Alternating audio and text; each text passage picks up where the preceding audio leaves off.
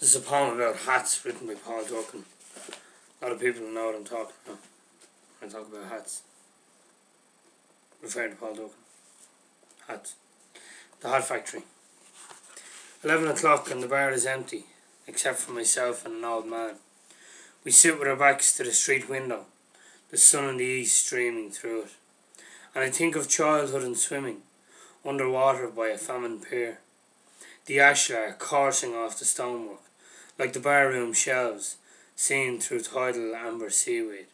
In the antique mirror, now myself and the old man floating in the glow of the early morning sun, twined round each other on our newspapers, and our pint glasses like capstans on the pier. We do not read our daily charters of liberty to know what's going on, but hold them as capes before reality's bull. And with every grace of ease we make our passes. El Cordos might envy this old small man for the sweet Veronicas he makes in daily life. He is the recipient of an old age pension, while I am the low in society's scale. I do not rate the dole, but I am at peace with myself, and so is he. Although I do not know what he is thinking, his small, round, fragile, noble mouth has the look of the door of Aladdin's cave, quivering in expectations of the magic words, "Open sesame." I suspect that, like me, he is thinking of the nothing in particular.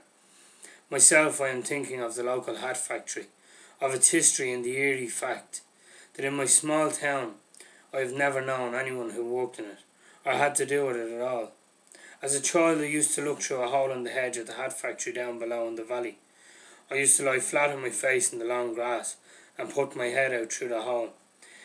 Had the hatters looked out through their porthole windows, they would have seen high up on the hillside a long, wild hedgerow, broken only by the head of a child looking out through the hole.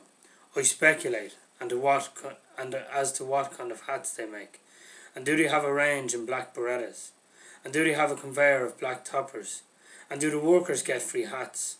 And I recall the Pope's skull cap placed on my head when I was a boy child in a city hospital I lay near to death, and the black Homburg of the red-nosed undertaker, and the balaclavas of assassins, and the pixies of the lost children of the murdered earth, and the multicoloured yarmulke of the wandering Jew, and the black kippah of my American friend, in Jerusalem in the snow, and the portly Egyptian's tiny fez, and the tragic Bedouin's keffeh in the sands of sun, and the monk's cowl and the nun's wimple, and the funeral mortarboards of airborne Puritans, and the megalithic coifs of the pancake women of Brittany, and the sleek fedoras of well-to-do thugs, and sadistic squires' Napoleonic tricons, and prancing horse cavalry in the cruel shakos, and the heroic lifeboat man's black sou'wester, and the nicotine-stained wig of the curly-haired barrister, and the black busby used as a handbag by my laughing brother, and the silken turban of the highbrow widow, and foreign legionaries in nulla keppis, and May-Day presidiums in astracans, and bonnets and boaters and sombreros and stetsons, and stovepipes and steeples and mantillas and berets, and toppers and sun hats and deerstalkers and pillboxes, and naughty grandmothers and toques, and bishops' mitres and soldiers' helmets, and in Langwedik and in Iran cloth caps.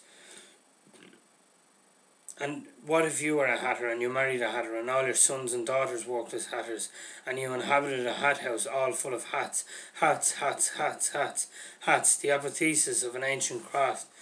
And I think of all the nationalities of Israel and how each always clings to his native hat, his priceless and movable roof, his hat which is the last and first symbol of a man's slender foothold on this earth. Women and girls also work in the factory, but none of them wear hats. Some of them wear scarves, but rarely hats. Now there will be no more courting of maidens and schooner hats on dangerous cliffs.